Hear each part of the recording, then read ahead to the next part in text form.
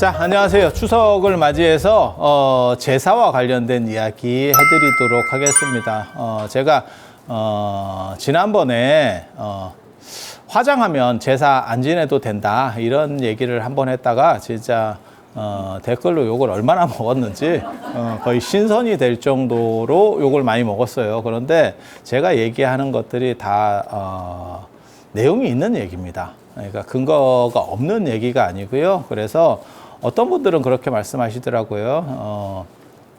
화장을 해도 무슨 뭐 뼈가루가 남아있는데 왜 그게 관계가 없느냐. 뼈를 빻아도 그렇고 뼈가 어차피 살아있는 거 아니냐라고 하지만 실제로 유교는 그렇게 안 봅니다. 그러니까 무슨 뭐 과학적으로 뭐 DNA가 어떻고 그런 얘기를 하는 게 아니고 각 종교에서 어떻게 보는가에 대해서 생각을 한번 해보면 그게 왜 불가능한지를 알게 돼요. 사실 실제로 여러분 어렸을 때까지만 하더라도 유교에서는 화장 자체가 없었습니다. 그러니까 화장하는 경우는 어떤 경우였냐면 시신이 온전치 못했을 때, 그 얘기는 이제 사고사를 당했거나 교통사고를 당했거나 이랬을 때만 화장을 했고 정상적인 상태에서는 절대 화장을 안 해요. 그래서 시신의 보존이라고 하는 게 굉장히 중요한 의미가 있거든요.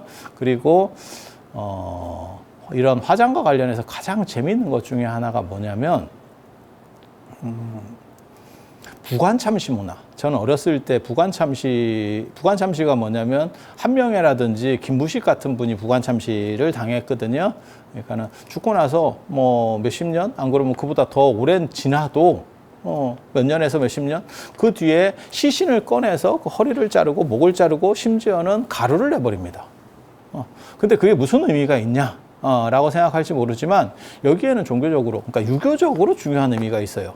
그러니까 이건 지금 불교 얘기를 하는 건 아니에요. 저는 유교도 전공을 했기 때문에 이 얘기를 하는 거고 유교 쪽에 사실 이런 거를 좀 정리해서 잘 얘기를 해주면 고맙겠는데 유교 쪽에서 하시는 분이 없기 때문에 그리고 대부분 사람들이 뇌피셜 가지고 얘기합니다. 그래서 비전문적인 이야기를 가지고 나는 이렇게 생각한다 이렇게 얘기를 하는데 사실 그렇지 않습니다. 예라고 하는 건 거의 정해져 있고 그다음에 어떤 세계관하고 관련이 돼요. 그 종교의 세계관. 그래서 뼈숭배는 전 세계적으로 다 있습니다. 뼈숭배는 다 있습니다. 그러니까 유교는 특히 시신의 보존이라고 하는 부분에 굉장히 방점이 찍혀 있는 거고 뼈숭배는 불교도 있고 그 다음에 기독교도 있고 그리고 유교에도 있는 거예요. 불교 뼈숭배 중에서 가장 대표적인 게 사리 문화라고 보시면 됩니다. 사리가 구슬이라고 생각하시는 분이 있는데 그런 거는 훨씬 후대에 나오는 거고요. 연대가 올라가는 모든 부처님 사리는 다 뼈로 나옵니다. 그래서 영골이라고 하는 거고 이 사리라고 하는 게 사실은 범주가 우리가 생각하는 것처럼 무슨 이런 구슬이고 뭐 화장하고 난 뒤에 어디서 나오는 거고 그게 아니고요. 정확하게 말하면 화장을 하다가 향수를 부어서 불을 끕니다. 그리고 뼈를 수습하는 거예요. 그리고 사리의 범주는 어디까지 들어가냐면 사실은 시신까지도 사리의 범주에 들어가요. 그러니까 그거는 뼈숭배라고 이해를 하시면 돼요. 사리 신앙의 원래 원형은 뼈숭배에서 시작이 되는 거고 그게 나중에 화장하는 과정에서 어떤 구슬 같은 게 나오고 이러면 그런 것들을 이제 사리로 보는. 그래서 영골이라고 보시면 돼요. 영골, 신골. 그래서 모든 연대가 올라가는 아무튼 그러한 사리는 전부 다 뼈로 다 되어 있다. 그리고 지금 가장 부처님 사리로 유력한 거는 인도에서 가장 유력한 거는 아시다시피 인도 델리 박물관에 있는 피프리아와 탑에서 출토된 사리입니다. 그거는 근본 8탑 중에 하나고 고고학적으로 발굴이 돼서 지금 인도 박물관에 델리 박물관에 모셔져 있는 거예요. 우리 식으로 말하면 서울 용산박물관, 국립중앙박물관에 모셔져 있는 거예요. 그래서 그게 어떻게 보면 가장 유력한 사리고 뼈편입니다. 그리고 뼈였기 때문에 아쇼카 왕이 7개의 부처님이 돌아가시고 나서 8개의 큰 사리탑이 만들어지거든요. 그중에 7개를 열어서 분사리, 그걸 쪼개서 다른 사리탑들을 만들 수 있는 거예요. 구슬 같으면 쪼갤 수 없습니다. 그러니까 나중에는 무슨 얘기가 나오냐면 사리는 마치 금강석과 같이 그러니까는 뭐 좁쌀이라든지 콩과 같이 아주 단단한 거라서 도끼로 쳐도 안 깨지고 뭐 이런 얘기들이 중국 송곤의 오나라 때도 그런 이야기들이 나옵니다. 근데 그런 건 다 후대 이야기입니다. 후대의 사리 개념이 뼈사리에서 구슬사리로 바뀌는 거고 그 구슬사리 중에서 단단하다라고 하는 그러한 의미로서 바뀌게 전화되는 거고 실제로는 그냥 뼈숭배입니다. 뼈숭배입니다. 그래서 오래된 사리는 다 그렇게 뼈다라고 이해를 하시면 되고, 그 다음에 중국에서 가장 유력한 사리는 법문사 사리. 그러니까 지금 예전에 장안 서쪽에 있었던 법문사 사리, 당나라 황실의 국찰이었고, 우리 지금 말하면 황룡사 같은 그런 국찰이었고, 이 손가락 뼈입니다. 이 손가락 뼈. 그래서 뼈가 그냥 나와버리는 게 가장 오래된 거예요. 그리고 우리나라에서 가장 유력한 사리 중에 하나가 아시다시피 이제 통도사 사리. 통도사는 전골뼈입니다. 뼈가 나온 겁니다. 1705년에 성능이 중수할 때 그 뼈에 대한 이야기를 적어놨어요. 그러니까 부처님 사리에 대한 얘기를. 그러니까 금강계단을 중수할 때 그 뒤로는 열리지 않았습니다. 그게 통도사의 그 중수기에서도 나오고, 그 다음에 이중환의 택리지에도 나옵니다. 그래서 동이만한 이러한 뼈, 그러니까 머리 이 두개골이에요. 그래서 그렇게 뼈로 나오는 거고, 그 외에 구술사리로 나오는 건 다 연대가 떨어진다더라. 그 정도만 그냥 상식으로 이해를 하시면 되고, 지금은 그 얘기를 하려고 하는 건 아니니까, 왜 화장을 하면 제사를 안 지내도 되는가에 대한 얘기를 하려고 하는 거니까, 대충 이 정도만 정리를 하고, 이게 불교의 뼈숭배라고 보시면 되고, 기독교에도 뼈숭배가 있죠. 그래서 어떻게 보면 걔네들이 말하는 성인의 뼈를 얘기하는 거예요. 그래서 그 위에다가 성당을 짓는 거죠. 그게 이제 가장 유명한 게 베드로 성당. 바티칸에 있는 베드로 성당. 베드로 뼈 위에 지었다는 거예요. 그러니까 뼈를 찾아서 거기다 모시고, 그 뼈의 권위죠. 그러니까 어떻게 보면, 일대 교황이 베드로거든요.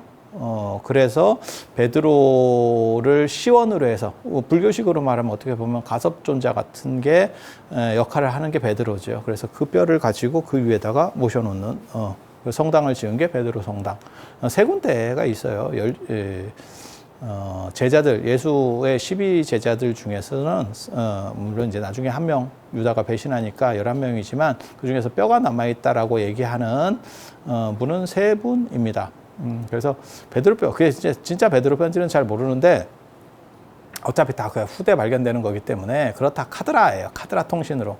그래서 그 베드로의 권위를 빌려서 베드로 성당이 하나 있고, 또 이제 유명한 데가 요즘 이제 굉장히 유명해졌죠. 산티아고 순례길, 스페인의 야곱입니다. 산티아고가 야곱이거든요. 야곱. 그래서 야곱의 뼈. 의 콤포스텔라라고 하는 성당을 짓게 되는 거고, 그것도 뭐 희한하죠. 왜냐하면 그쪽으로는, 그 스페인 쪽으로는 야곱이 가지도 않았어요. 근데 나중에 이제 대항해 시대가 펼쳐지고 어쩌고저쩌고 하면서 스페인이 이렇게 쫙 떠오를 때, 스페인에 지금 어떻게 보면 수호 성인이 야곱이거든요. 그래서 산티아고가 야곱이에요. 그래서 그 성당까지 가는, 그 야곱의 뼈가 있는 성당까지 가는 길이 산티아고 순례길. 다 한 번씩 들어보셨잖아요. 예. 그래서 그게 뭐 진짜냐 가짜냐를 논할 거는 아니고, 여기서 그걸 논할 건 아니고, 그 야곱의 뼈를 중심으로 해서 그 성당을 짓고, 그러니까 스페인이 어떻게 보면 굉장히 강력한 세력으로 이제 떠오르게 되는, 그래서 재밌는 얘기도 있죠. 왜 하필 그 시기에 스페인에서 그 뼈가 발견됐을까? 뭐 이렇게 약간의 이제 조작의 위험이 있다, 뭐 이런 얘기인데, 그런 걸 뭐 따질 계제는 아닌 것 같고, 아무튼 그러면 예전에는 그게 진짜인지 가짜인지 어떻게 아느냐? 이렇게 얘기하는데, 교황이 그냥 진짜임 이렇게 인정하면 돼요. 되게 재밌습니다. 그러니까 우리 같은 경우는 지금 부처님 사리 같은 경우는 어떻게 하냐면 발굴을 통해서 그게 연대적인 것들을 가지고 있느냐라는 거하고, 또 하나는 뭘 보냐면 누가 모셨느냐. 그걸 모신 주체가 누구냐. 그래서 그 모셨던 사람이 충분히 부처님의 사리를 가질 정도의 위상이 있느냐. 그러니까 중국의 법문사 사리 같은 경우도 당나라 황제가 모셨을 정도면, 그걸 관리할 정도면, 그리고 당나라 황제도 30년에 한 번씩밖에 못 봐요. 일반 황제들은 볼 수도 없습니다. 30년 재위를 가지는 황제는 거의 없습니다. 그렇다 보니까 그 정도의 권위면 전 세계 최강국이거든요. 지금으로 말하면 미국 같은 나라가 당나라였었어요. 그런 나라에서 최고로 치는 사리면 가능성이 상당히 농후하다. 이렇게 보는 거지 100%다 장담할 수 없습니다. 피프리하와 출토 사리는 100%다 그렇게 얘기할 수 있습니다. 왜냐하면 근본 팔탑에서 최근에 발굴이 돼서 나온 거기 때문에, 영국이 인도 지배할 때 그냥 발굴을 통해서 타임캡슐처럼 나온 거기 때문에 그건 100%다라고 말할 수 있는 거고, 그 나머지는 사실 정확하게 말할 수 없어요. 그래서 제가 그런 얘기도 하잖아요. 스리랑카에 수도인 콜롬보에 가면 불치사가 있는데 스리랑카에서 가장 최고의 성물로 여기는 거예요. 하지만 그 사리는 제가 보기에는 그냥 가짜입니다. 네가 어떻게 장담하느냐? 그 시기에 스리랑카에 사리가 들어갈 확률은 없습니다. 미얀마의 쉐다곤 파고다 100m나 되는 99m라고도 하고 100m라고도 하는데 그 탑에 부처님 사리가 모셔져 있다. 그 전혀 불가능한 얘기입니다.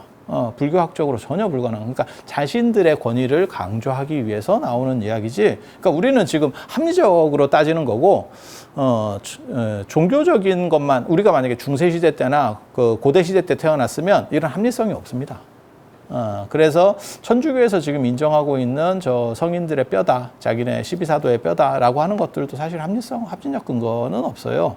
그냥 걔네들이 그렇게 주장하는 거고 교황이 그렇게 인정해서 그렇게 그냥 되는 거다라고 이야기할 뿐이에요. 그래서 두 군데가 지금 제가 말씀드린 게 베드로 성당, 바티칸의 베드로 성당, 그 다음에 콤포스텔라, 스페인의 콤포스텔라, 산티아고, 야고보의 뼈, 베드로 뼈 이렇게 두 개를 얘기했고 또 하나가 아주 희한하게도 인도에 있죠. 인도에 도마 무덤이 있죠. 첸나이. 전에 저도 거기를 갔었죠. 그 성당에 갔었죠. 그래서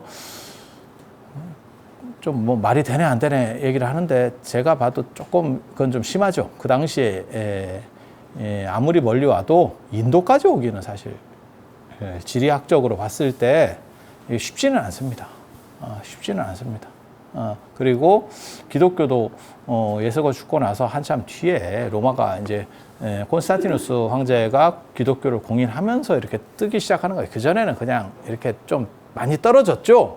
그러니까 불교하고 그러니까 유교하고 기독교가 거의 비슷한 상황이라고 보면 되고, 그러니까 처음에는 굉장히 찌리한 상황이었던 거예요. 그러다가 이렇게 떠오르는 후대에 이렇게 뜬 케이스고, 불교는 처음부터 뜬 거예요.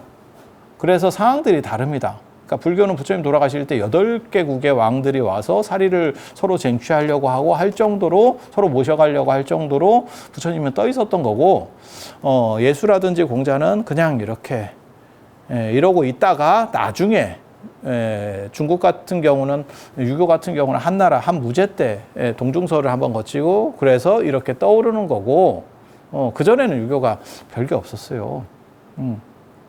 그리고 기독교 같은 경우도 콘스탄티누스 황제가 공인하면서부터 시작이 되는 거기 때문에 그 전에 이게 찌리할 때는 이게 어떻게 바뀔지 알 수가 없어요.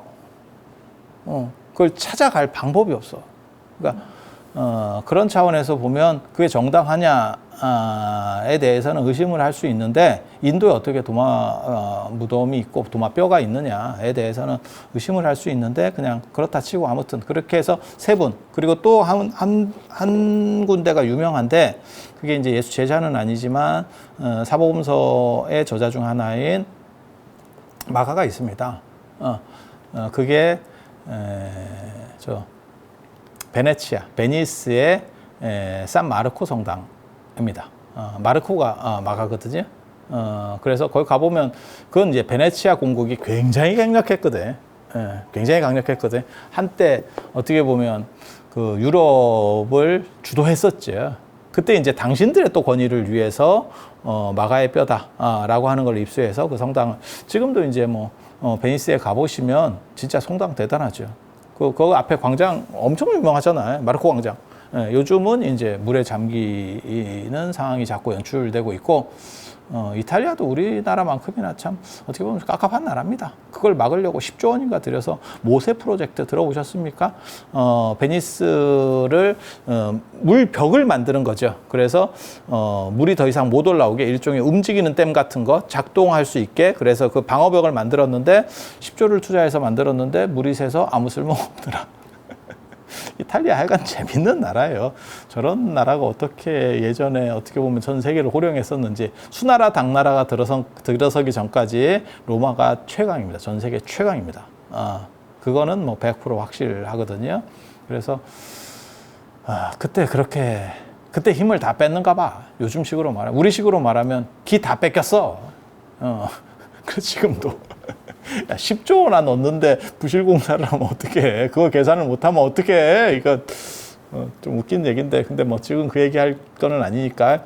그래서 뼈의 권위를 빌어서 그분들도 그러니까 기독교도 뼈 권위를 빌고 있다라는 걸 이해를 하셔야 되고, 하지만 불교에서의 말하는 이 살이라고 하는 뼈 권위하고 그 다음에 기독교에서 말하는 그 걔네도 얘기하면 어떻게 성골이죠. 이 뼈에 대한 권위는 약간 달라요. 왜냐하면 불교는 윤회론이기 때문에 이 뼈의 주인은, 그러니까는 부처님 같은 경우는 열반을 하셨기 때문에 가고움이 없는 상태, 완전한 상태로 돌아간 거고, 일반 사람 같은 경우는 일반 사람도 저렇게 뼈를 추모합니다. 인도에서는 화장을 하고 그 뼈를 가지고 그걸 추모해요. 일반 잘 나가는 분들도 우리 지금 납골 땅에 납골 모시듯이 그런 식으로 추모를 해요. 하지만 이 뼈에 본질이 있다는 생각은 안 해요. 왜냐하면 윤회를 한다라고 이 사람들은 믿고 있기 때문에 본질은 이동해 가는 거죠. 그러니까 아버지의 유품 이상의 의미가 없습니다. 인도 사람들에게는. 저도 아버지 유품을 가지고 있어도 그게 꼭 아버지다라고 생각은 안 하거든. 그건 유품이지. 물론 의미가 있어. 하지만 그 이상의 가치를 가지느냐? 그것은 아니죠. 거기에 본질이 있다라는 생각은 안 하잖아. 예. 예를 들어서 인도의 깨사리아 같은, 바이샬리의 깨사리아 같은 데 가면 부처님 바루탑이 있어. 바루를 쓰셨던 바루를 가지고 탑을 만들었대. 그걸 기념으로 탑을 만들었대. 그러면 그런가 보다 이렇게 생각을 하지. 물론 불교인 입장에서는 의미가 남다르지.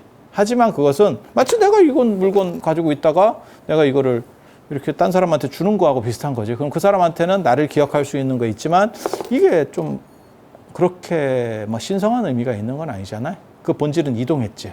그래서 불교에서는 윤회론 때문에 인도 문화입니다. 진짜 대단한 분은 열반하고 일반 사람들은 윤회를 하는 거예요. 그래서 저렇게 뼈를 모셔도 그 본질은 그 안에 존재하지 않는다고 봅니다. 단 그것과 관련해서 그 안에 예전에 어떻게 보면 그 사람의 영혼이 있었기 때문에 거기에서 강렬한 에너지가 존재하고 있다라는 생각은 해요. 그러니까 예를 들어 봅시다. 저를 누가 굉장히 좋아하는 사람이 있어. 근데 이건 내가 이렇게 쓰던 물건이야. 이 물건을 주면 그 사람한테는 이게 굉장히 의미가 있는 거죠. 그러니까 아버지 유품하고 똑같은 거라니까. 그 사람들에게만 의미가 있어. 그런데 아버지 유품 말고 아버지 뼈야. 내 뼈를 누가 가지고 있어. 지금 같은 상황에서는 찝찝하겠지만 내가 떴다라고 가정하고 그러면 의미가 있겠죠. 이와 비슷한 행동들은 유럽 사람도 하죠. 그래서 뭐 모차르트 뼈가 있다는 둥 뭐 이런 얘기 다 들어보셨잖아. 그러니까 그 사람의 어떤 에너지가 그 안에 깃들어 있다. 여기에 깃들어 있는 제 에너지하고 내 뼈에 깃들어 있는 에너지하고는 좀 다르겠지. 그렇지 않을까? 강도 자체가 좀 다르지 않을까? 여기에는 내가 계속 같이 있었던 공간이고 이거는 내가 가끔 이렇게 만졌던 물건하고는 또 다르죠.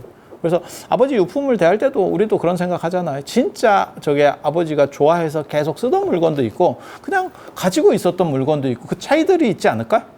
그런 정도 생각을 하시면 돼요. 그래서 불교는 윤회론이기 때문에 기본적으로 뼈 숭배가 존재하지만 뼈가 절대시되지 않는다. 그래서 나중에 부처님의 사리도 마찬가지입니다. 절대시되지 않아요. 그래서 불교에서는 경전이라든지 진리라든지 이런 것이 중요하지 이러한 뼈라든지 그러니까 사리라고 하는 것이 절대값을 가지지 않는다더라 라고 하는 것이 불교 안에서 비판으로 일어나죠. 그런 걸 보고 이제 반야사상 이렇게 얘기를 합니다. 이게 가능한 거는 인도의 윤회 문화 때문에 그 안에는 완전한 본질이 들어있는 게 아니고 그 본질은 사실은 이동했다. 라고 하는 생각을 가지는 거예요. 근데 기독교는 다릅니다. 이 성인의 성인의 뼈뿐만이 아니고 기독교에서 유명한 성당, 유럽의 유명한 성당에는 전부 그 안에 무덤이 있죠. 무덤이 있죠.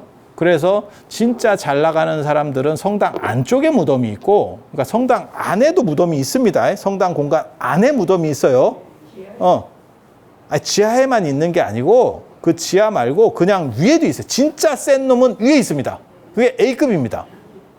그리고 이제 지하로 들어가는 거고, 그 다음에 이제 더 떨어지면 성당이 있고 성당 옆에 공동 묘지가 있어요.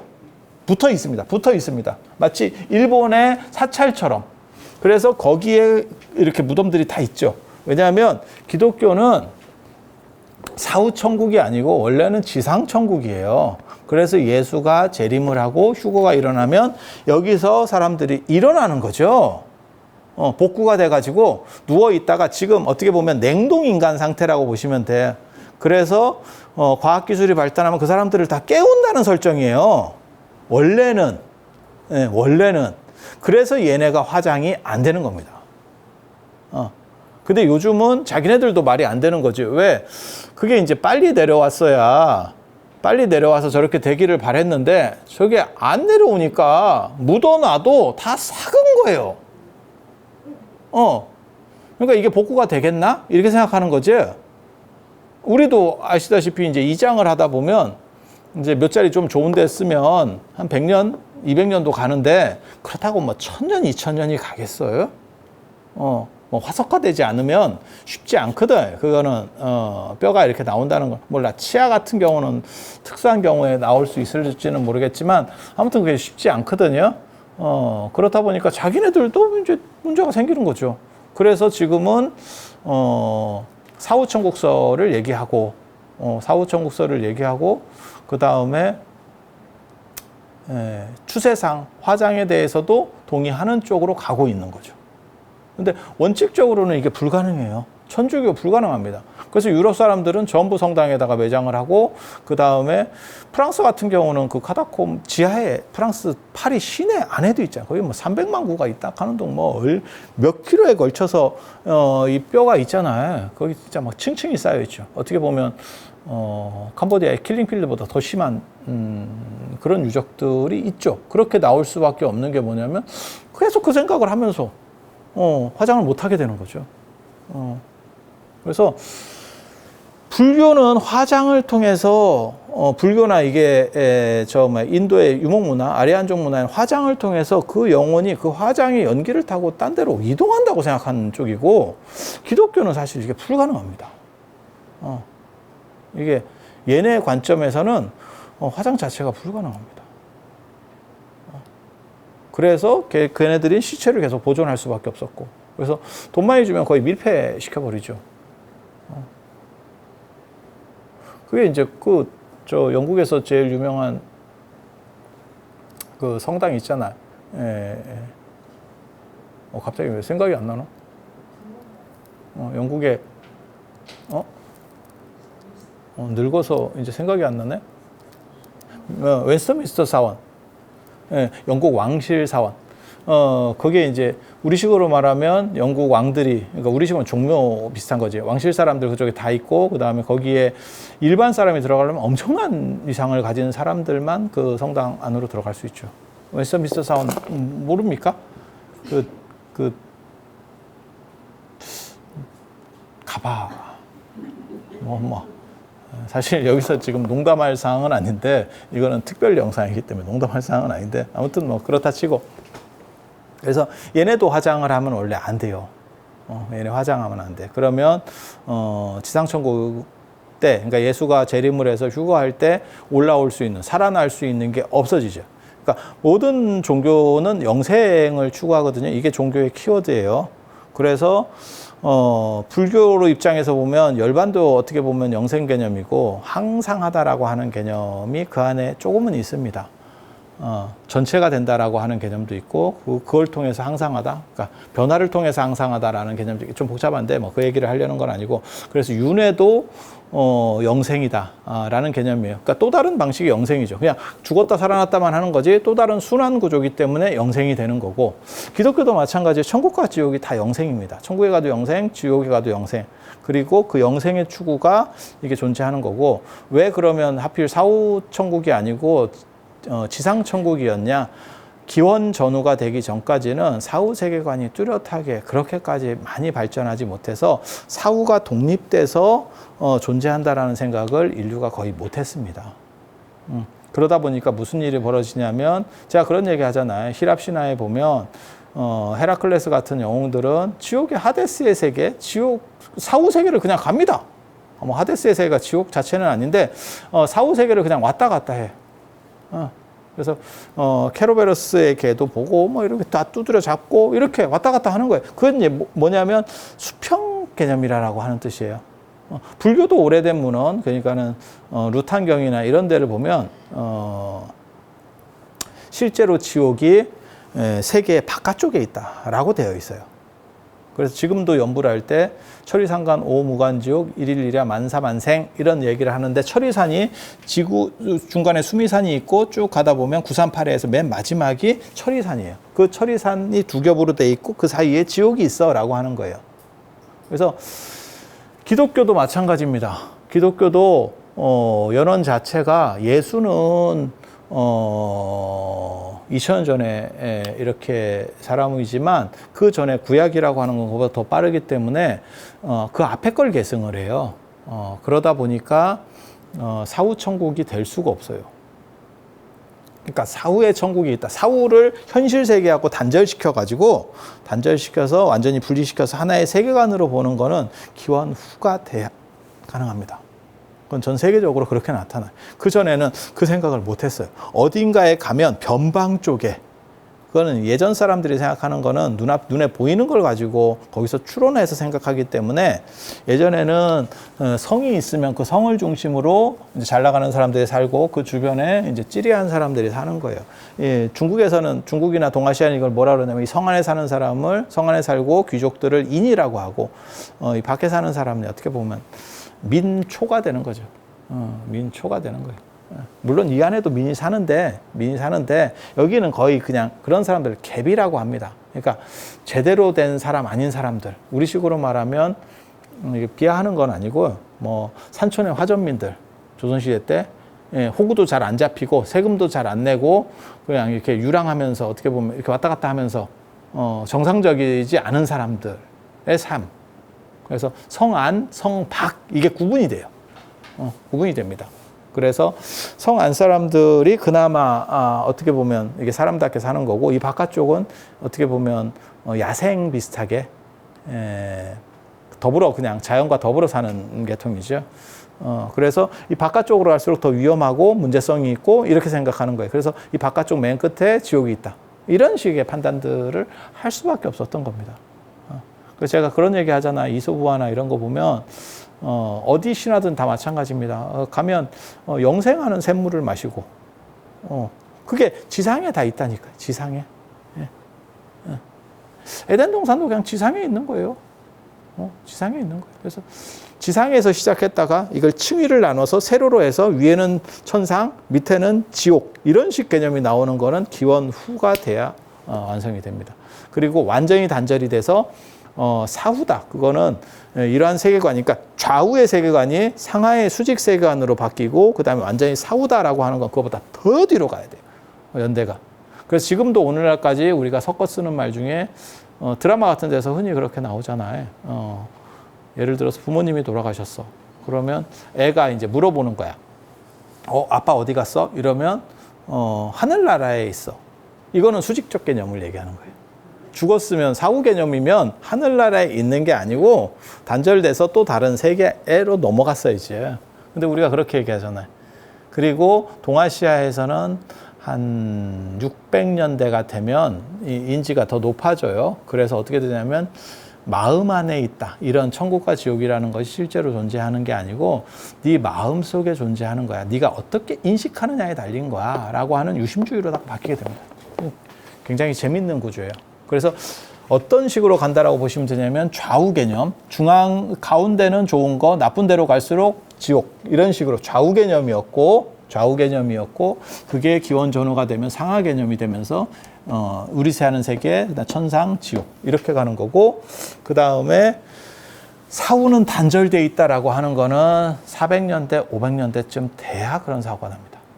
그리고 저런 것들이 아구가 더 잘 안 맞으니까 동아시아가 그게 제일 빨라요. 마음 안에서. 내가 어떻게 인식하느냐는 거지, 그것은 실존이 아니야. 실제 하는 것이 아니야. 라는 이야기를 합니다. 그리고 그런 걸로 가장 대표적인 책이 육조단경. 육조해능 스님의 육조단경 보면 유심정토, 정토도 그렇고 뭐 다 이런 식으로 나옵니다. 네 마음을 어떻게 돌리느냐에 따라서 사실은 관점의 차이인 거지, 그게 현실적으로 그러한 특수공간이 존재하는 것은 아니야. 라고 이야기를 합니다. 그래서 이렇게 바뀌어간다라고 하는 거고, 그러면 이게 바뀌었으면 사람들 생각이 다 바뀌느냐? 그렇지 않아요. 오늘날에도 삐삐 쓰는 사람이 있고, 진짜로 존재한다니까. 그렇게 옛날식이 조금씩 묻어서 남아있는 거예요. 묻어서 남아있는 거예요. 그래서 옛날 스타일이 아까 얘기한 불교에서도 천리상관 오무간지옥 하듯이 그거는 수평적 개념을 얘기하는 거고, 수평적 개념을 얘기하는 거고, 그 다음에 천상 개념도 있고, 그 다음에 유심 개념도 있고, 다 있는 거예요. 이게 막 섞여서 혼재되어 있는 겁니다. 그래서 학문적으로 얘기하면 그거를 포를 잘 뜰 수 있는 사람이 공부를 많이 한 사람이에요. 그래서 구분해서 볼 수 있는 사람. 그래서 이런 텍스트에 어떤 문헌이 이런 세계관을 가지고 있어 라고 하면, 그거는 아마 이 시대쯤 만들어졌겠다 라고 추정을 해내는 겁니다. 그래서 뭐 그렇다 치고, 그래서 기독교는 아무튼 화장할 수 없습니다. 원칙적으로는. 그래서 신도들이나 이런 분들은 화장을 할지 모르지만, 천주교를 예를 들면 고위 성직자들 화장하는 경우 없습니다. 아직까지도 그거는 용납이 잘 안 되는 거예요. 왜냐하면 걔네 사고 안에서는 그게 지금 작동이 안 되는 거죠. 불교는 어떻게 됐느냐? 동아시아 같은 경우는 원래 우리가 매장 문화가 있었고, 그건 유교 문화입니다. 지금 이제 유교를 설명하려고 가는 거예요. 그 유교 문화 속에는 화장을 하면 안 돼요. 그래서 화장하는 문화가 들어왔을 때 굉장한 충격을 받았고, 실제로 스님들도 고려 초까지 화장 안 했습니다. 그래서 부도를 파면 그 밑에서 뼈가 나옵니다. 석관이 나옵니다.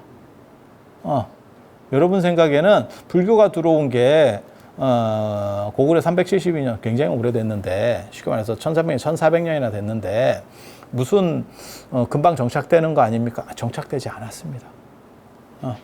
불교에서 화장을 처음으로 한 스님은 누구냐면 자장률사입니다. 자장률사가 처음으로 화장한 분인데, 자장률사가 화장한 이유는 시신이 온전하지 못했습니다. 추락사로 돌아가시기 때문에 시신이 온전하지 못해서 화장을 한 거고, 그 뒤로도 화장하지 않았습니다. 그래서 한동안 안 했어요. 물론 하시는 분도 있었어. 그리고 그 스님들도 잘 화장을 안 할 때 화장을 했었던 아주 결정적인 분이 있죠. 그게 문무왕. 그래서 그 문무왕에 대한 그 화장 얘기가 계속 나오는 겁니다. 왕이 어떻게 저렇게 빨리 했을까? 묘제라고 하는 게 가장 잘 안 바뀌어요. 그래서 지금도 민족이라든지 안 그런 문화권을 이렇게 추정할 때 그 묘제를 보고 우리가 알 수 있거든요. 그러니까 묘제가 비슷해요.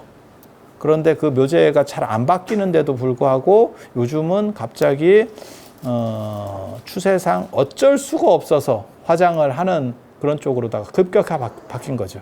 정상적이면 이게 수백 년 걸려도 잘 안 바뀝니다. 수백 년이 걸려도 안 바뀌어요. 그래서 이제 기독교 얘기를 해볼게요. 얘네는 이제 불교는 윤회를 하니까 떠나게 되는 거고, 그 다음에 기독교 같은 경우는 원래는 지상천국, 그리고 얘네가 이제 사후 쪽하고 자기네들도 이게 시체가 다 싸워가지고 말이 안 되니까 이게 부활한다는 거는 이 개념은 저 이집트에서 나오는 거예요. 정확하게 말하면 이집트에서. 그리고 유대인들이 이집트에서 저 애굽에서 예민 생활, 그러니까 노예 생활들을 했기 때문에 그걸 이제 받아오는 거거든요. 그래서 아직 이게 오래된 사고예요. 그래서 얘네도 원래는 화장하면 안 되는 거고, 그리고 가장 사후 세계관과 관련해서 가장 특이한 생각을 하는 게 제가 보기에는 유교입니다. 전에도 제가 그런 설명을 해드렸었지만, 은나라 때 18대 제인 반경이라고 하는, 그 당시에는 황제라는 표현을 안 썼어요. 진시황부터 황제라고 쓰니까. 그래서 18대 제인 반경부터 이제 지금 우리가 알고 있는 조상숭배, 매니즘이라고 합니다. 매니즘. 그러니까 샤머니즘, 그 다음에 애니미즘, 토테미즘 하는 것처럼 동아시아에만 존재하는 게 매니즘, 사람 숭배입니다. 사람 숭배. 그리고 죽어서 신이 된다라고 생각. 귀신도 되지만 가장 대표적으로 지금까지도 그런 전통을 잘 유지하고 있는 나라 일본이죠. 2차 대전 전범도 신으로 만들어주죠. 그게 야스쿠니 신사가 있는 거고, 우리도 마찬가지죠. 무속구조에서 모시는 사람들이 대부분 뭐 최영 장군 뭐 이런 식으로 우리가 알고 있는 역사적 인물들이 신이 되죠. 굉장히 재밌습니다. 그래서 유교가 굉장히 특이한 종교관을 가지는데 이것 때문에 반경은 사실은 망했습니다. 그 체제가 망했어요. 자기가 신관을 고쳤기 때문에 그 당시 종교가 혼란이 일어나면서 결국 망했어요. 고구려도 그런 식으로 고구려가 망한 이유 중에 하나가 뭐냐면 불교를 배척하고 도교로서 재편을 하려고 했었죠. 그 연개소문이 불교가 고구려의 왕실을 지지하거든요. 그런데 실권자인 연개소문 입장에서는 그게 탐탁치가 않았고 그래서 도교를 통해서 종교를 개편하려고 했다가 오히려 불교가 반발하면서 그게 이제 무너지게 된 축 중에 하나입니다. 그래서 예전에는 종교를 잘못 건드리면 사실은 그게 흔들립니다. 굉장히. 왜냐하면 절대 다수가 다 믿는 상황에서 그것에 지금하고는 달라요. 지금은 다종교가 각축하고 그 다음에 어떻게 보면 합리성이라는 게 더 우선권을 가지잖아요. 그러니까 아무리 뭐 신도네 이렇다 그래서 요즘 뭐 기독교에서 그런 거 하잖아요. 뭐 누구를 찍어라. 근데 그게 뭐 투표할 때 뭐 찍으라 한다고 목사가 찍으라 한다고 찍고 이 정도 수준은 아니거든요. 지금은 시절이 바뀌었잖아요. 그런데 예전에는 그렇지 않아요. 그런 종교 지도자들의 권위가 엄청나게 거의 절대적이라고 보시면 되거든요. 그래서 그러던 시절에 종교를 함부로 바꿔버리면 이게 민중적 혼란이 굉장히 심하게 일어나게 되는 거죠. 유교는 어떻게 생각하는 거냐면 유교의 사후세계관은 딱히 없습니다. 사후세계를 인지하지 않아요. 인정하지 않아요. 아까도 얘기했지만 사후세계가 독립해서 따로 존재한다라고 하면 이거는 상당히 시대가 뒤로 가는 거예요. 불교는 윤회론이기 때문에 끝난 뒤에 또 다른 방식으로 존재하고 그게 사후세계예요. 그리고 불교도 사실은 그거를 완전히 정리하지 못했어. 불교뿐만 아니라 인도 문화 완전히 정리하지 못했어. 그래서 사후세계인데도 불구하고 어떻게 보면 신으로도 갑니다. 신으로 갑니다. 되게 재밌어요. 그러니까 이런 얘기해도 될란가 모르겠는데 우람분절 같은 경우 목건년의 어머니가 지옥에 있다가 아들이 얘기하면 막바로 아들이 그러니까 공덕을 어머니를 위해서 대신 쌓아주면 막바로 천도가 된대. 근데 인간같이 이렇게 딱 태어나 있으면 죽을 때까지는 이게 변동이 안 됩니다. 이게 결정성이라는 거거든요. 그러니까 지금으로 얘기하면 뭐를 생각하시면 되냐면 대통령이 장관을 임명했어. 근데 장관을 임명했는데 우리 그거 봤었잖아요. 검찰총장 지난 정부에서 검찰총장 임명했는데 검찰총장을 대통령이 날릴 수 있느냐? 임기 중에는 못 날리죠. 그 사람에게 과실이 있지 않는 이상은. 그러니까 이 사람이 이상한 행동을 해버리면 노타치죠. 싫은 거지 방법은 없죠. 그 임기를 보장해줘야 되죠. 아니 맞잖아. 근데 사실은 그 윤회 과정에서 우리가 이렇게 태어났어? 그러면 죽을 때까지는 이 몸이 유지가 되는 거지 누가 나를 위해서 사실 공덕을 쌓아줬다 그래서 내가 갑자기 바뀌지는 않아요. 근데 그런 논리 구조를 사실은 아우가 잘 안 맞지. 왜? 걔네들이 사고할 때는 인도 사람들이 사고할 때는 옛날이기 때문에 그 정도의 정합성을 못 맞춰내는 거예요. 그러니까 옛날 사고들의 이 치명적 오류들은 다 있습니다. 그런데 그거를 합리적으로 다 따지고 들어갈 수가 없어. 그러면 거의 모든 종교는 뽀짝이 납니다. 합리성만 가지고 따지면. 그래서 그런 논리 구조의 충돌이 있다라는 정도만 기본적으로 이해를 하시면 되고, 유교는 어떻게 생각하는 거냐면 유교도 사후세계관이 없어요. 그러니까 사람이 죽으면 그것은 잠재적으로 잠깐 가는 거예요. 그게 한 100여 년 정도 간다라고 유교 사람들은 생각을 해요. 그러니까 나는 사라졌고 내가 사라졌지만 그것이 어떻게 보면 존재하는 기간? 그러니까 그런 걸 보고 뭐라고 생각하시면 되냐면 기차 생각하시면 돼요. 기차가 달리다가 브레이크를 밟았어. 정차했어. 힘을 더 이상 그러니까 힘은 더 이상 들어가지 않아. 에너지는 더 이상 들어가지 않아. 그래도 1km를 간다 하는 거거든요. 이건 잔여기간이에요. 잔여기간. 그러니까 유교에서 제사를 지내는 기간은 사실은 그 기간입니다. 만약에 영혼이 계속 존재한다고 유교 사람들이 생각했다면 이것은 제사를 끊을 수가 없어요. 이건 불천이가 됩니다. 천이라고 하는 거는 4대까지 지내다가 더 이상 없어지는 거고 불천이는 영원히 지내는 거예요. 그래서 에너지가 아주 강력하고 공이 있는 분들은 시조라든지 중시조라든지 이런 경우는 불천이로 지내는 경우들도 있습니다. 불천이는 계속 지내는 거예요. 그분의 공을 기리기 위해서. 하지만 영원히 존재하지 않습니다. 그거는 주자의 귀신편이라든지 안 그러면 주자 어류 같은데, 주자 가래나 이런 데 보면 거의 잘 정리가 돼 있습니다. 그러니까 유교의 세계관이라고 하는 게 잘 정리가 되어 있어요. 그래서 유교에서는 영혼이 항상하다고 보지 않습니다. 신멸론이라고 합니다. 그건 신멸론. 그러니까는 영혼이라고 하는 것은 사라진다. 기론이에요. 마치 기운이 뭉쳤다가 흩어지면 사라지는 것처럼, 마치 기압에 의해서 구름이 만들어지고, 수증기나 기압에 의해서 구름이 만들어지고 나중에 흩어지는 것처럼 그렇게 생각하는 거예요. 그래서 어느 정도 제사를 지내다가 그 잔여 기간 끝나면 더 이상 지낼 필요가 없는 거예요. 그래서 되게 재밌는 게 무속에서도 신내림을 받고 뭐 이런 귀신들도 너무 오래된 귀신 없어요. 삼국시대의 귀신 나오면 되게 재밌을 건데 없어요. 그렇게 오래 못 갑니다. 그래서 그것도 유교적인 배경과 연결이 있어서 나타나는 현상 중에 하나입니다. 그리고 유교는 발생을 어떻게 보냐면, 인간의 발생을 어떻게 보냐면, 이 발생론을 알아야 이게 왜 화장이 안 되는지를 이해할 수 있거든요. 불교의 발생론은, 불교는 유래하는 거기 때문에 어떤 식으로 생각하냐면 어떤 존재가 있고 이것이 왔다 갔다 하는 거예요. 우리식으로 말하면 이게 이제 금속으로서 존재하지만 요거를 내가 다 쓰고 버렸어. 그러면 누군가 녹여서 다른 걸 만들 수 있겠죠. 또 다른 그릇을 만들 수도 있고 뭐 그렇게 계속 움직이겠죠. 그래서 그런 게 어떻게 보면 윤회예요. 윤회예요. 그리고 그것의 시작점을 어떻게 볼 거냐? 그게 불교적으로 사실 뚜렷하지가 않아. 네. 시작점을 말하기가 굉장히 어려워요. 그러니까 현상은 말할 수 있는데 그 시작은 어떻게 되느냐라고 하면 이게 상당히 애매하다고. 네. 시작은 어디냐? 물론 뭐 세기경이나 장암경 같은 데 보면 사실 그런 게 나오긴 나와요.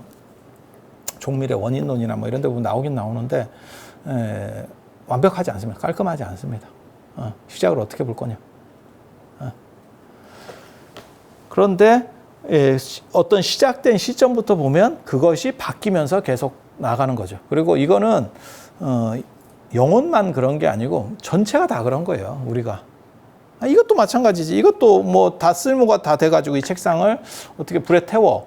그러면 그게 소멸하고 또 다른 에너지로 바뀌어서 그것이 또 다른 축적되겠죠. 그렇게 흘러가지 않을까? 전 우주가 그렇게 흘러가고 있는 거 아닐까? 그래서 존재 자체가 어떻게 보면 다 윤회가 되는 거죠. 꼭 영혼만이 아니더라도. 이게 이제 불교식 사고라고 보시면 되고, 기독교는 정확하게 정해져 있죠. 누가 시작점인지. 신이라고 하는, 근데 이제 거기서 기독교에서도 문제는 뭐냐면, 신은 그러면, 신의 시작점은 뭐냐? 라고 하는 게 이제 문제가 똑같이 걸리는 거거든요. 여기랑 똑같아요. 이게. 존재의 시작은 어디냐라고 하는 거하고, 신의 시작은 어디냐라고 하는 거예요. 근데 여기도 신은 존재했다라고부터 시작이거든. 신은 존재했다. 그래서 원인 없이 존재하는 거 신이에요. 원인 없이 존재하는 게 신. 그리고 그 신이 뭐 여호와든 야훼든 간에 이 신이 인간들을 하나씩 만들어가는 거죠. 인간을 만드는 거죠. 그래서 기독교에서는 자살할 수 없습니다. 왜? 내가 부여된 내 생명은 내게 아닌 거예요. 신이 나에게 준 거거든요. 그래서 내가 함부로 그걸 끊게 되면 지옥에 가는 겁니다. 불교는 자살이 가능합니다. 왜? 이거는 바뀔 뿐이지 내 거예요. 그래서 불교는 자살한다고 지옥 간다? 이런 설정이 없습니다. 이런 교리가 없습니다. 기독교는 자살하면 지옥입니다. 제가 전에 그런 얘기도 해드렸었잖아요. 자살할 거면 개종하고 자살해야 될 거다. 안 그러면 영원히 지옥이다.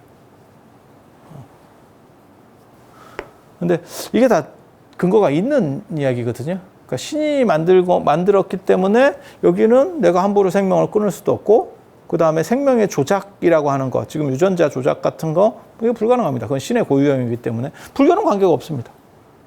정확하게 말하면 불교 관계 없습니다. 불교 교리에서는. 그러니까 이게 어떤 것이 맞다를 얘기하는 게 아니고 얘네는 이렇게 본다를 보면 되는 거야. 본다를 보면 되는 거예요. 그래서 기독교 입장에서는 신이 만들으니까 이거는 새로 구운 빵과 같아. 그래서 어린이를 숭배하는 문화가 있는 거죠. 어린이가 천사의 형상이 어린이 같이 묘사되는 경우도 있고, 그 다음에 어린이가 세례를 받고 이러면 천국에 갈 확률이 굉장히 높아지는 거죠. 왜? 이건 신제품이니까 더러움이 없죠. 완벽한 신이 만들어내서 더러움이 아직 묻기 전인 거죠. 아니, 그리고 묻었다 그래도 적은 거죠. 어른들은 더 많이 묻죠. 오래된 빵이죠. 상해 있는 거죠. 그래서 제가 그런 얘기 하는데, 너네 교리식으로 얘기하면 어렸을 때 빨리빨리 누군가 한 명만 희생해서 죽여주는 게 천국을 세울 수 있는 일이다. 굳이 오래 살면서 더러움이 묻을 필요는 없다. 이건 이제 또 다른 역설이에요. 그래서 기독교 같은 경우는 어린이에 대한 긍정 문화가 있는 거고, 그래서 제가 전에 교육론 얘기할 때도 애들이 자기가 갖고 있는 소질을 잘 발양하게 하는 게 기독교 교육론. 불교는 어떠냐? 이거는 윤회에서 온 놈이기 때문에 이게 꼭 옳다 그르다를 얘기할 수 없어요. 착하게 윤회한 사람도 있을 거고 나쁘게 윤회한 사람도 있을 거야. 그래서 이것만 가지고는 답이 안 나와요. 그래서 인간은 태어날 때부터 섞여 있다. 상태가 좋은 사람, 나쁜 사람이 섞여 있다. 기독교 같은 관점에서는 어렸을 때는 무조건 다 좋다. 무조건 옳다. 어른이 문제다. 라고 얘기를 하는 거고. 유교가 진짜 재밌는 문화를 가지고 있어요. 인간의 존재와 관련해서. 근데 합리적이기도 해요. 어떻게 보면. 부모의 기운하고 그 다음에 그 땅과 하늘의 기운. 이런 것들이 종합적으로 뭉쳐서 그 사람이 만들어진대. 그리고 거기서의 가장 큰 핵심은 부모라는 거예요. 그냥 유물론적이라고 생각하시면 돼. 유물론적이라고 생각하시면 돼. 그래서 부모에게 자식의 소유권이 있습니다. 유교에서는 부모에게 소유권이 있어. 제가 저런 얘기 했잖아요. 전에도 그런 얘기 해드렸잖아요. 순임금 아버지 고수가 순임금을 여러 차례 죽이려고 해요. 하지만 순임금은 도망만 다니지 아버지에게 반항하지 않습니다. 그래서 그걸 효자라고 하는 거고, 고수는 죄를 문책당하지 않아요. 아들을 죽이려고 했어도. 이유가 뭐냐? 소유권을 가졌다고 그러는 거예요. 내가 만든 거예요. 정확하게 말하면. 이게 내 거예요. 내 거. 그러니까 내가 이걸 불을 태우든 버리든 누구도 나에게 죄를 물을 수가 없어. 이거 내 거니까. 그런데 우리가 최근에 이게 개념이 바뀐 게 하나 있어요. 이런 식으로. 사실 동물도 그렇게 생각했어. 동물도. 그래서 우리 어렸을 때까지만 하더라도 개 깎문다 라고 하는 게 있어요. 그러니까 문제가 생겨서 뭐 사고를 쳤어도, 그러니까는 개를 죽였어도 개값을 물면 된다라고 본 거예요. 왜? 그거는 내 거라고 본 거예요. 그런데 지금은 동물권이라는 게 생기면서 내 개라도 그거는 그 생명권까지는 내 게 아닌 거지. 그래서 동물을 학대하거나 이랬을 때는 이제 문제가 되는 거죠. 뭐 잔인하게 죽였거나 뭐 그 동물을 끌고 다니거나 이렇게 학대하면 그러면 그건 이제 문제의 소지가 생기는 거예요. 그래서 그거를 내 권한 안에서 볼 거냐, 내 권한 밖에서 볼 거냐에 따라서 달라지는 거죠. 그러니까 기독교는 신이 준 거기 때문에, 생명을 신이 준 거기 때문에 내가 있고 내 자식이 있는 거예요. 내 자식은 또 다른 신이 준 생명이야. 그래서 저것들은 독립되어 있는 거예요. 우리는 이 안에 존재하기 때문에, 내가 만든 거기 때문에 내 안에 있는 거예요. 그래서 이거를 내가 처리할 수 있는 거예요. 죽여도 됩니까? 예전에는 죽여도 큰 범죄가 형성이 안 됐습니다. 제가 얘기하잖아요. 손순매화라고, 손순이라는 사람이 자기 어머니를 봉양하는 차원에서 자기 아들을 죽이려고 했죠. 그리고 그게 소문이 났을 때 생매장하려고 했습니다. 소문이 났을 때 큰 효자로 국가에서 상을 줬죠. 굉장히 재밌는 일화예요. 지금으로 말하면 어린애를 유기하는 것도 아니고 산채로 생매장을 하려고 했는데 엄청난 범죄입니다. 그런데 시각이 달라요. 그걸 효로 봐버린다니까. 그러니까 인식이 달랐다는 걸 얘기하는 거예요. 옳다를 얘기하는 거 아닙니다. 얘네는 어떻게 생각하는가를 보면 되는 거예요.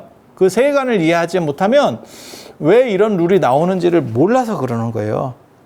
그리고 이렇게 하나로 내 안에 있다라고 하니까 어떻게 하냐면 자식 교육도 다른 거죠. 여기는 네가 뭘 선택할래? 뭐 먹을래? 라고 물어보는 게 얘네의 어떻게 보면 애를 키우는 방식이고, 우리 같은 경우는 너는 이거 먹어. 몸에 좋은 거야. 엄마가 안 좋은 거 주겠니? 지금까지도 그러고 있는 거죠. 지금도 그런 방식을 키우는 거야. 그리고 평생, 그러니까 태어날 때부터 태어나면 제가 그런 얘기 하잖아요. 서양에서는 아예 방을 주고 침대를 주고 지가 따로 독립해서 자는 거고, 우리는 부모 사이에서 잤다니까요. 지금은 정확하게 잘 모르겠지만 저희 어렸을 때까지만 해도 애가 태어나면 그냥 부모 사이에서 자고 부모의 일상은 없어져요. 애한테 어느 정도 이렇게 맞춰가면서 서로 간에 맞춰가면서 가는 거죠. 그리고 이건 다 공동체로서 같은 몸이기 때문에 나중에 부모에게 자식에게 부모는 모든 것을 주고 이 자식에게 부양이 되는 거죠. 거꾸로. 근데 지금은 이게 다 쪼개졌죠. 서구식 개념들이 들어오고 하면서 이게 다 쪼개진 거예요. 사는 방식이 다른 거예요. 왜? 이해하는 방식이 달랐기 때문에. 그래서 제가 얘기하잖아요. 입양을 할 때 서양 같은 경우는 모르는 사람들 입양하기가 쉬웠던 게 이게 다 독립되어 있다라고 생각했기 때문에. 그런데 우리나라에서는, 동아시아에서는, 유교 문화에서는 입양이라고 하는 거는 피가 다른 사람을 절대 입양할 수가 없고, 내 자식이 없으면 내 동생 자식 중에서 장남을 입양한다. 라고 하는 거예요. 그래서 이 틀을 유지하려고 하는 거예요. 혈족의 틀. 그래서 자식은 부모가 만든 거고, 그 자식을 통해서 그 집단 씨족이 계승됩니다. 씨족이 계승됩니다. 그래서 따로 사후세가 존재하는 게 아니고, 나는 사라지지만 내 자식을 통해서 어떻게 보면 나랑 가장 비슷한 내 자식이 나를 대신해서 살아가고 있는 거예요. 이어서. 그래서 제가 그런 얘기 하잖아요. 유교에서는 3,000가지 죄 중에서 죄가 3,000가지가 있는데 그 중에서 불효가 으뜸이고, 불효 중에서 또 첫째는 자식 없는 게, 여기서는 아들입니다. 그렇게 해서 대가 끊어지면, 자식이 끊어지면 제사가 끊어지고 더 이상 손이 끊어지면서 위에 있는 모든 사람들이 다 죽어요. 그러니까 무슨 의미냐면 개나리 꺾고지 한다고 생각하시면 돼요. 이 개나리가 있어. 근데 내가 이거를 꺾어가지고 이 다음 개나리를 만들었어. 박아놓으면 살거든요. 그래서 이건 죽은 거야. 그리고 이 개나리가 이 자리를 차지했어. 또 그걸 계속 대를 반복하는 거야. 그게 뭐 50대를 내려갈 수도 있고 100대를 내려갈 수도 있고 이렇게 내려가. 그러다가 마지막 개나리에서 이게 안 된 거예요. 끊어져 버린 거야. 그럼 어떤 일이 벌어지느냐? 이것은 독립되어 있는 동시에 사실은 앞에 걸 이어가고 있는 거죠. 왜냐하면 싹을 받아서, 안 그러면 씨를 받아서 키운 게 아니고 꺾고지를 통해서 그냥 뿌리를 내린 거기 때문에, 여기에는, 이 새로운 개나리에는 이 과거의 개나리가 존재하고 있는 거죠. 유교는 그렇게 봐요. 그게 집단의식입니다. 집단의식입니다. 그렇게 해서 그 기운이 계속 내려가고 있는 거예요. 그래서 자식이 없으면, 혈통을 계승한 자식이 없으면 이게 끊어지게 되고 이 집단 전체가 위에가 다 죽는 거예요. 그래서 남아선호 같은 아들에 대한 중시가 엄청나게 나오는 겁니다. 그래서 이런 문화가 있고, 이제 제사와 관련해서 이야기를 해볼게요. 제사와 관련해서. 살았을 때, 사람이 태어났을 때 인간이라고 하는 게 고등동물이고, 고등동물의 특징은 생장 기간이 굉장히 길어요. 그렇다 보니까 누군가는 그걸 이제 보살펴 줘야 되고, 그걸 약 한 3년 정도라고 본 거예요. 그건 이제 논어에 나오는 말이에요. 논어에 나오는 말이에요. 전에도 제가 그런 설명들을 해드렸었기 때문에 더 얘기는 안 하겠는데, 그래서 돌아가시고 난 뒤에 3년 심효살이를 하는 거고, 유교에서는 그렇게 보는 거예요. 3년 심효살이라고 하는 게, 태어났을 때 3년 정도를 나를 봐줬기 때문에 부모님 돌아가셨을 때 저쪽에서는 돌아가시고 난 뒤에 마치 신생아처럼 가는 거예요. 그래서 태어났을 때는 생일이 있고 돌아가셨을 때는 기일, 죽은 당일입니다. 당일. 나중에 제가 충문 그런 거 설명을 드릴게요. 그러면 당일 제사라는 게 뭐 정확하게 나와요. 그래서 저쪽 세계에서는 그게 이제 생일이 되는 거예요. 이쪽 세계에서는 돌아가신 날이 되고 저쪽 세계에서는 생일이 되는 거예요. 그래서 그쪽에는 또 미약하니까 이번에는 그 보답을 받았던 자식이 3년 정도를 그쪽에서 보필해 주는 거예요. 그래서 그쪽에 적응하는데 한 3년 정도 지나면 처음에는 밥도 이제 매일 먹어야 되고, 그래서 제가 늘상 얘기하는 거 있잖아요. 부모님 제사를 안 지낼 수도 있는데 뭐 크게 힘들지 않으면 한 3년까지는 해드리고 뭐 제사를 합사를 하든지 하시면 좋을 것 같다. 예, 이런 얘기를 해드리는 거예요. 그래서 그렇게 한 3년 정도 지내고 3년 정도 이제 심요살이를 하고 그 사대봉사라고 하는 것은 원래는 그렇게 하는 건 아니에요. 그거는 고위급들만 한 거였었고, 그런데 제사 룰을 보면 전체적으로 주자의 관점이나 이런 것들을 이해를 하면 어떻게 생각할 수 있냐면 내가 본 사람은 불러올 수 있어요. 그러니까 내가 기억하는 사람은 아직 기운이 덜 흐트러진 거야. 내가 완전히 기억하지 못하면 사실은 완전히 흐트러졌다고 보시면 돼요. 그러니까 여러분들도 뭐 10대 할아버지도 있겠죠. 아니, 누군가 몰라도 있긴 있겠죠. 족보 같은 데 찾아보면 계시겠죠. 그러니까 내가 있겠지. 하지만 그분에 대해서 뭘 아느냐? 아무것도 몰라. 그런 분은 내가 모시기 어렵다는 거예요. 그런데 여러분이 할아버지 생각하고 뭐 더 심한 분은 증조 할아버지를 뵀을 수도 있겠죠. 그러면 떠오르는 이미지가 있으면 감흥한다는.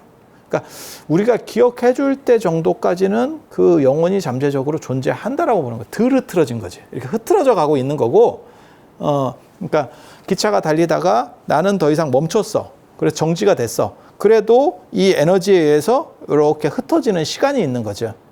그게 언제까지라고 생각하냐면 사람들이 산 사람이 기억해 주는 정도의 기간까지.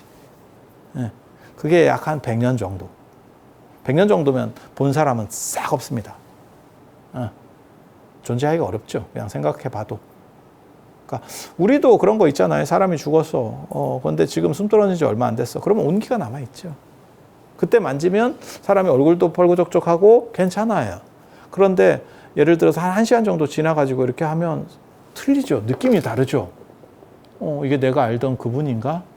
라고 하는 굉장히 좀 약간 이렇게 딱 다르죠. 몸을 만졌을 때 온도도 다르고. 그런 정도 생각하시면 돼요. 그래서 기억하는 기간까지가 제사 기간이다. 그냥 쉽게 말씀드리는 거예요. 전에 복잡한 룰은 제가 말씀을 드렸습니다. 저 전에 영상에서 말씀을 드렸고, 그리고 이 기간 동안에, 이런 기간 동안에 뼈도 마찬가지예요. 영원히 간다라고 생각 안 해요. 명당은 수백 년 갑니다. 그게 굉장히 재밌습니다. 그리고 동아시아 이 유교에서도 뼈 숭배예요. 이 뼈를 왜 뼈 숭배가 자꾸 나오냐면, 앞에서도 얘기했는데 뼈 숭배가 자꾸 나오냐면 인간의 본질이 뭔가라고 옛날 사람들이 생각했고, 그 중에서 가장 단단하고 오래 가는 게 뼈라고 생각한 거예요. 그래서 이 살이나 근육보다는 뼈가 가장 본질 아니야? 라고 생각하는 거예요. 좀 답답한 생각인데 지금 생각하면 야, 그게 어떻게 본질이 될 수 있어? 라고 할지 모르지만 이게 2000년, 3000년 전의 사람들 생각은 그럴 수밖에 없어요. 그거를 얘기를 해야 돼. 그래서 그 뼈가 어떻게, 이 뼈가 존재할 때까지가 어떻게 보면 그 영혼이 잠재되어 있다라고 하는 생각도 하게 되는 거예요. 그래서 이 뼈를 오랫동안 남기면, 제가 그런 얘기 하잖아요. 묘자리 중에서 제일 안 좋은 묘자리는 미라가 되는 자리고, 그 다음에 명당 자리는 뼈만 남고 살이나 근육은 다 없어져요. 뼈가 노릇노릇하게 남습니다. 근데 그게 약간 밀폐되는 구조 같아요. 그래서 명당에 보면 뭐가 나오냐면, 명당을 열면 학이 나른다라고 하는데, 그 수증기가 이렇게 팍 터지면서 우리가 캔이라든지 이렇게 병 음료 같은 거 따면 이렇게 칙 하듯이 그런 식으로 올라오는 게 있어요. 그걸 학이라고 표현한다고. 옛날 사람들은 학이 이렇게 수증기가 탁 터져 나오는 거예요. 그래서 실제로 명당 자리는 뼈를 중심으로, 그리고 우리가 관상이나 이런 거 볼 때도 동아시아에서는 선골도풍이에요. 선인의 뼈, 도인의 풍모. 골상을 보는 겁니다. 골상을. 이 형상을 보는 게 아니고, 눈에 보이는 형상을 보는 게 아니라 뼈 기운이 어떠냐. 뼈 기운이 좋냐를 통해서 기운이 올바르냐, 삿대냐를 보는 거예요. 청탁, 수박이라고 하는 거를 이 뼈를 중심으로 봅니다. 그리고 그거는 풍수지리에서 땅을 볼 때도 골산을 보는 거예요. 골산을. 그래서 겨울에 풍수를 봅니다. 그러니까 나뭇잎이 이렇게 덮여 있고, 그 다음에 뭐 이렇게 무성할 때는, 숲이 무성할 때는 그게 잘 안 보이는 거지, 용맥이. 그래서 뼈를 통해서 그 본질이 계승된다라는 생각이 있는 거고, 여기서 다음 후손들과 연결점을 뼈로서 봐요. 그러니까 영혼으로 보는 문화가 하나 있고, 혼으로 보는 문화가 있고, 그 다음에 뼈로 보는 문화가 이 두 개가 있습니다. 그래서 사당은 이 영혼으로 보는 문화고, 그 다음에 무덤은 뼈로 보는 문화예요. 이게 다르죠. 이중 구조를 가지고 있죠. 예전으로 거슬러 올라가면 무덤 위에 사당이 있었습니다. 진시황릉도 그렇게 축조된 거고, 지금 우리가 광개토대왕릉으로 추정하는 광개토대왕릉, 장수왕릉 이런 걸로 추정하는 것도 다 위에가 이렇게 피라미드가 구조해서 위에가 잘려 있는 게 거기에 원래 사당이 있었던 거예요. 그래서 무덤 위에 사당이 있으면 최고죠. 딱 봤을 때도 굉장히 어떻게 보면 감흥이 잘 오는 거죠. 그런데 그 영혼들이 있다는 거를 이제 이 두 종류로 보는 거예요. 저는 근데 그 생각도 납득은 돼요. 납득은 돼. 왜냐하면 이게 나를 보호해 준다라는 생각도 있는데 어떤 면에서 무서워요. 그러니까 예를 들어서 내가 우리 아버지 뼈를 방 안에다 모시고 있어. 그러면 나는 별로 안 무서워. 내가 아는 분이니까. 근데 내 부인이 있다고 생각해봐. 그것도 다르지. 아니, 그렇지 않을까? 며느리 입장에서는 또 다르지 않을까? 요즘은 개뼈를 모시고 있는 분들도 있잖아. 그게 자기는 괜찮아. 남의 입장에서는 다르죠. 그렇지 않아? 그리고 더 재밌는 거는 자기 부모래도 다르다는 거예요. 아까도 얘기했잖아요. 그러니까 혼수 상태하고 숨 떨어졌을 때하고 숨 떨어지고 한두 시간 돼가지고 간경증이 일어났을 때 또 틀리다니까, 이게. 사실 혼수 상태나 숨 떨어졌을 때나 현상은 비슷하거든. 상황은 비슷하거든. 완전히 다르죠. 그런 거 비슷해. 그래서 내 부모님이라도 무서운 건 무서운 거야. 그래서 제가 그런 얘기 하잖아요. 사람이 돌아가시면 이율배반적인 우리가 행동을 한다. 그건 뭐냐면 복복복이라고 당신이 입으시던 옷을 가지고 지붕 위에 올라가서 복 이렇게 흔들면서 그게 영혼이 떠나가는 거를 다시 돌아오세요 라고 말하는 거예요. 복복복이에요.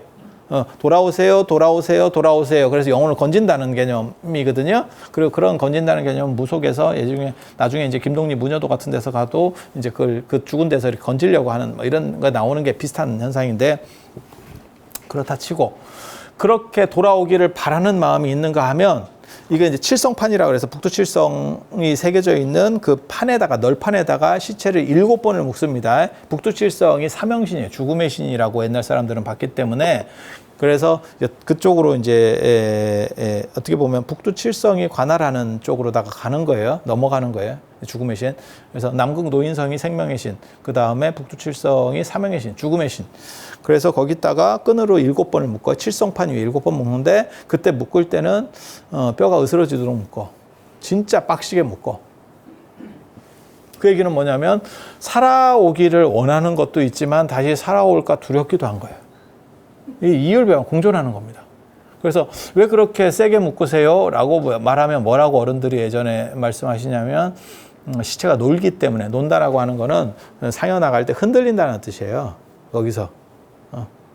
이거 지금 다 그렇게 옛날 얘기 아닙니다. 어른들은 다 봤었던 얘기들을 하는 겁니다. 근데 제가 이런 얘기를 할 때 전혀 못 들어본 것처럼 어른들이 얘기하면, 야, 이거 굉장히 심각한 거예요.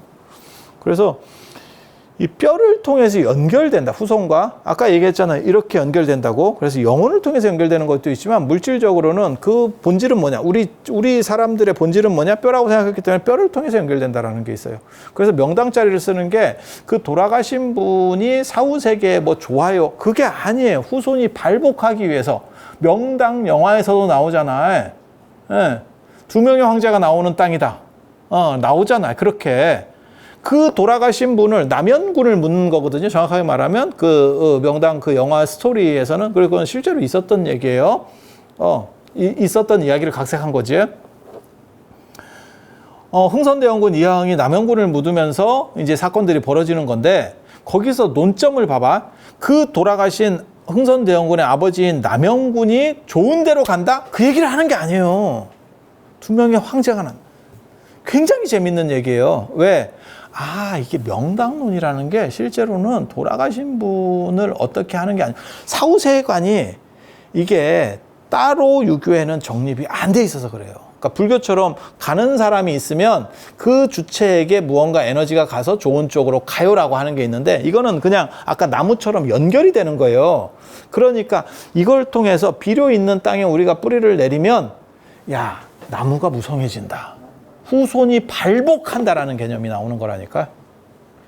그래서 이게 뼈를 통해서 그 에너지가, 그러니까 좋은 명당자리에 놓으면 그 기운을 나랑 에너지가 연결되어 있는 거예요. 뼈를 통해서 연결되어 있고 그것이 나에게 에너지를 공급해 준다라고 생각하는 거예요. 옳다 그르다를 얘기하는 게 아닙니다. 분명한 거는 유교에서는 어떻게 생각했느냐를 얘기하는 거예요. 그리고 이 룰에 의하면 화장을 하면 안 돼. 그 에너지를 내가 받고 이것을 계승하려고 하면 화장할 수가 없습니다. 그리고 이런 룰이 존재했기 때문에 맨 처음에 제가 얘기했었던 부관참시 같은 진짜 웃기지도 않는 사건이 벌어지는 거예요. 죽어서 수십 년이 지났어. 안 그러면 10년이 지났어. 시체를 들으면 다 그냥 어차피 토막이 나 있어. 들으면 한꺼번에 시체가 이렇게 온전하게 미라처럼 나오는 게 아니고 이미 다 사가가지고 어느 정도 이렇게 분리가 돼 있어. 그걸 허리를 끊든 목을 효수를 하든 그게 무슨 의미가 있어, 지금 우리 생각에는. 근데 그게 왜 상대에게 타격을 줄 수 있다라고 생각하냐면, 그렇게 했을 때 너네 집안 자체를 조질 수 있다라고. 야, 이거 재밌어. 왜냐면 내가 조진다는 표현을 쓰니까 누가 그런 표현을 쓰면 되겠습니까? 표준말입니다. 사전에 찾아보세요. 표준말입니다. 이게 이상한 말이 아니고 표준어입니다. 이거. 조진다는 표현은 표준어입니다. 그래서 그게 후손을, 그러니까는 삼족을 멸하는 거는 지금 존재하고 있는 사람을 끝내버리는 거고, 그 다음에 후손에게 그 혹시라도 존재할 후손 자체, 뭐 삼족 멸하면 뭐 후손도 거짓없지 싶은데, 그것까지 미연에 막아서 너네를 완전히 끝장내겠다는 거예요. 이게 뭐하고 똑같은 거냐면, 징기스칸 구대가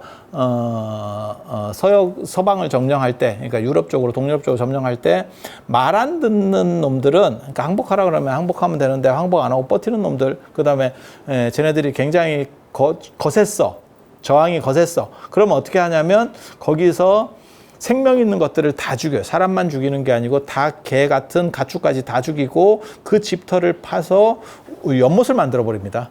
거기에 다시 사람이 살 수 없는 구조를 만들어버려요. 이게 어떤 의미인지 대충 아시겠죠? 근데 이와 똑같은 의미 부여를 하는 게 부관참시, 그 다음에 더 심하면 뼈를 갈아버려요. 부관참시에서 효수하는 경우도 있습니다. 근데 효수에 뭔 의미가 있는가 싶어. 그냥 해골 나온 거 뭐 어쩌라고. 지금은 그건 지금 우리 생각. 유교에서는 완전히 달라요. 그렇게 당하면 그 집은 멸문이 돼요. 영혼까지도 멸문이 되는 거예요. 그냥 육체적으로 우리가 삼족이나 구족이 멸해서 멸문이 되는 것뿐만이 아니고 그 영혼, 그 집단의 영혼 자체를 조지는 겁니다. 그러니까 최악의 복수라고 하면 돼. 극강의 복수입니다. 그런데 지금 우리가 오늘날의 관점에서 봤을 때는 저게 뭐 하는 짓인가 싶지. 뭐 장난해? 죽은 사람 뼈를 그런데 화장을 하면, 불기운을 넘어간 뼈는 에너지가 연결이 안 된다고 보는 거예요, 유교에서는. 그래서 여러분들이 돌아가신 분 물건들을 원래는 다 태워줘야 되지만 못 태워줄 상황이 되면 불 위에서 이렇게 돌려서 가지고 가는 문화들이 존재하는 거예요. 그래서 그 불기운을 못 넘어간다라는 게 있어. 이건 유교 문화입니다. 불교는 관계가 없어요. 불교는 화장을 해도 관계가 없어. 그러니까 에너지가 넘어간다라고 생각해. 근데 유교는 불은, 이거는 굉장히 강한 에너지이기 때문에 삿된 것들이나 이런 귀신이나 이런 것들은 넘어갈 수가 없다는, 에너지가. 그래서 화장을 하면, 그러니까 화장한 뼈는 연결점이 끊어져 버리는 겁니다. 후손과 연결점이 끊어지는 겁니다. 그래서 명당자리를 안 써도 되고, 그 다음에 후손과 연결이 끊어져 버렸기 때문에 제사를 안 지내도 된다는 말이 나옵니다. 그리고 이런 거를 옛날 사람들은 알았기 때문에 유교 문화가 있을 때는 절대 화장하지 않습니다.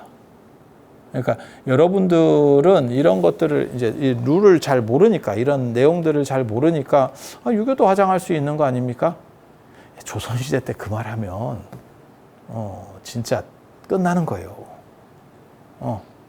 뭐 화장해도 뭐 그 뼈 있는데요. 절대 그렇게 안 됩니다. 그래서 끝까지 나오는 게 이제 불교를 유교에서 비판할 때 이런 얘기들이 계속 나와요. 그리고 아시다시피 신체 발부는 수지 부모다 들어보셨죠? 그리고 논어에도 나와. 그러니까 효에 어떻게 보면 공자 제자 중에서 효의 가장 핵심적인 인물이 증자라는 사람입니다. 증삼입니다. 공자보다 굉장히 나이 어린 제자인데 논어에 자자가 들어가는, 그러니까 아주 증자학파가 커요. 그런데 이 증자라는 사람이 맨 마지막에 죽으면서 한 말이 그게 굉장히 대단하죠. 제자들을 다 모아놓고 내 손을 펴봐라. 이게 이 손을 펴보라는 게 아니고 이 손을 들어봐라. 이렇게 팔뚝 들어봐라. 다리 들어봐라. 다리 걷어서 보고 거기에 흉터 있냐? 상처 있냐? 이렇게. 와, 없습니다. 깨끗합니다. 내가 효를 맞췄다.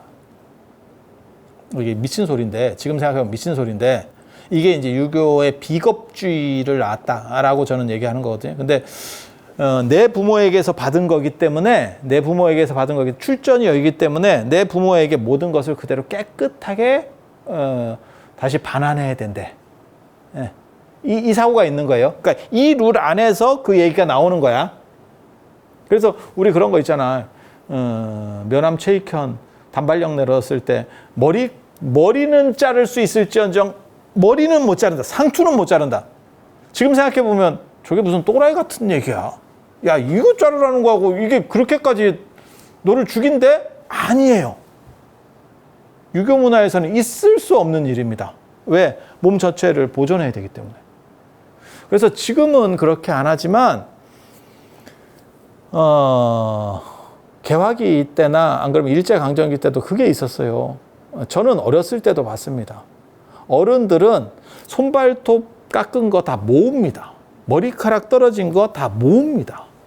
그래서 원래는 12월 31일 날 그걸 소발식이라 해서 전국이 태웠었고, 그런 거를 이제 그 당시 선교사들이나 이사벨라 보트 비숍이나 뭐 이런 사람들이 와가지고 쓴 기록들에 의하면 서울 시내에 단백질 타는 냄새 때문에 미치겠다 라는 기록들이 나오는 거고, 머리카락을 태워봐. 1년 내도록 떨어진 거를. 그리고 더 잘 나가는 사람은 죽을 때 관에 넣어갑니다. 왜? 내 거를 다 돌려주는 거예요. 그래서 몸에 상처도 있어서는 안 되고, 그 다음에 나한테 있었던 거는 전부 다 가지고 가는 거예요. 이게 유교 문화입니다. 합리적이냐? 그 얘기를 하는 거 아닙니다. 그 얘기 하는 거 아닙니다. 그리고 넷이 같이 이렇게 자른 사람 있잖아요. 자른 사람. 자른 사람은 넷이 끝나고 집에 갈 때 그거 돌려줍니다. 그래서 관에 들어갈 때는 같이 묻습니다. 예전에 그 마지막 황제 부위 이런 거 영화 볼 때 봐봐. 황궁에서 쫓겨날 때 단지 하나씩 다 들고 나오거든?